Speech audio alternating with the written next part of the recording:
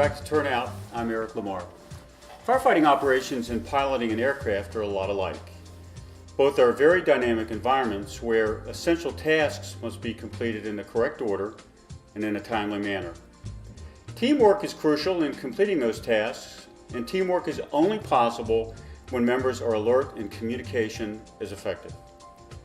About 14 months ago, a UPS Airbus 300, Flight 1354, was on final approach to Birmingham International Airport in darkness and poor visibility when the aircraft first clipped trees and then collided with terrain about a mile short of the runway.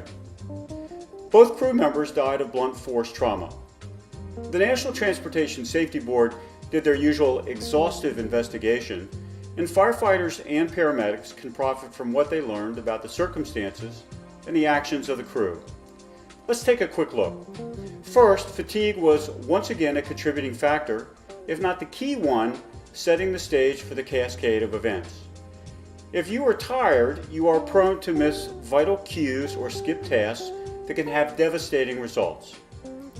Research proves that long work shifts and poor quality rest spell disaster.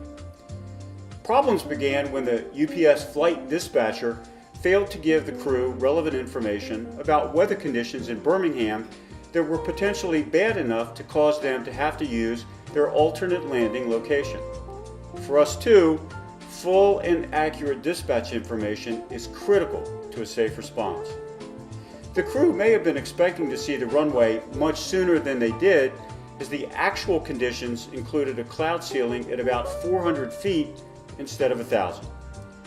The aircraft had a flight management computer, FMC, which when properly configured would create a steady descending slope for the autopilot to follow as they approached the runway. Probably because of that fatigue, the crew did not configure the FMC, causing the glide slope to be unavailable to them. Both crew members missed multiple cues alerting them to their error.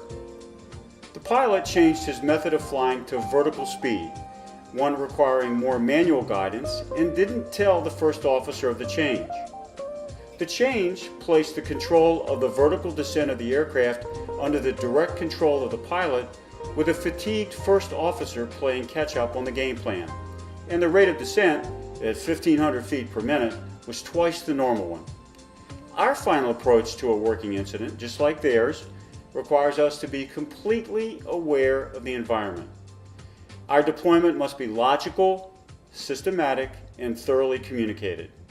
We cannot afford to miss cues to what is occurring. Helter-skelter does not work in the cockpit or on the emergency scene. In both environments, it comes down to being fully alert to essential information, knowing who is responsible for which tasks, and staying within a safe parameter or changing the response. For Flight 1453, timing was also a factor.